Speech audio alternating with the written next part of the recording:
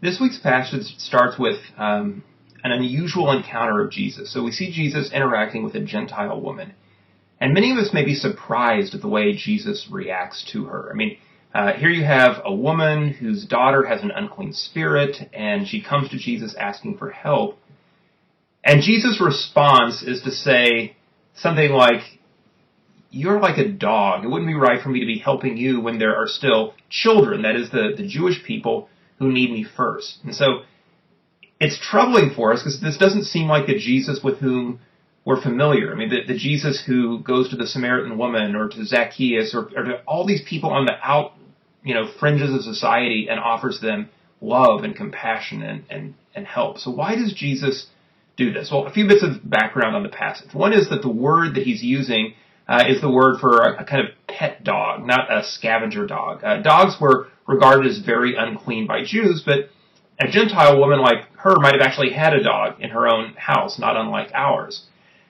However, even if that softens it a little bit, it doesn't actually soften it that much. The reality is, Jesus is still making it clear that there's this pecking order. There are the Jewish people first, Gentiles are second. The Jews eat first, the dogs, the Gentiles, eat later. And the woman responds in an interesting way. She takes Jesus' own word picture and she humbly but boldly is persistent. She says, well, look, even the children, when the crumbs fall to the ground, they allow the dogs to eat those, don't they? Which is her way of saying, yes, the children come first. Yes, I am in a subordinate position, but I'm still asking for any help that you are willing to provide me.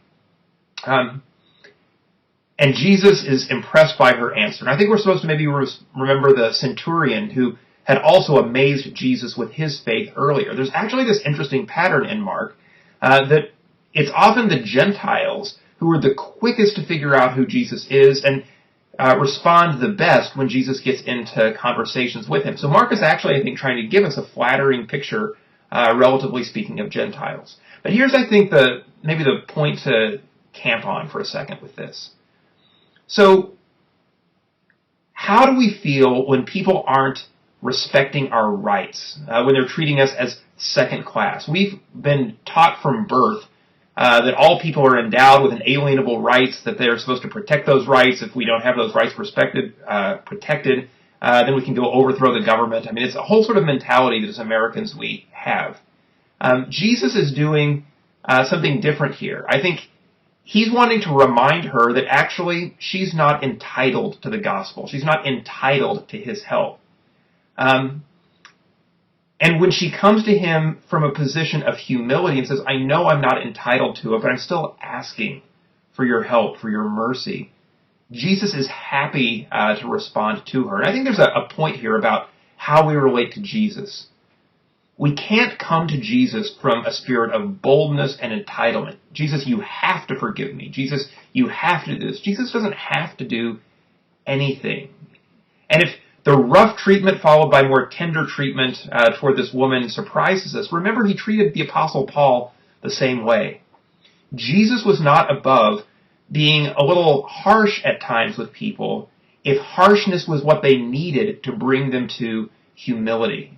But then we also see, if we look at the passage as a whole, first with this Gentile woman and then with a man who can't speak and can't hear, Jesus just continues to be someone who is compassionate to the ones the rest of society doesn't care very much about. And that carries over into the last scene where we see Jesus now feeding the 4,000. This is a different time than when Jesus had fed the 5,000 earlier. I think the second big take-home from this passage might be this. We see Jesus consistently going to those who are considered undesirable in our society and helping them. And I think he's calling us to something similar to that. And it may be that the reason why everyone is so shocked at the feeding of the 4,000, which you think wouldn't be that big a deal. I mean, after all, he just fed 5,000 a couple chapters ago. Maybe it's because this is in a Gentile area where it's either predominantly Gentiles with a few Jews, or maybe it's more of an even mixture of Jews and Gentiles.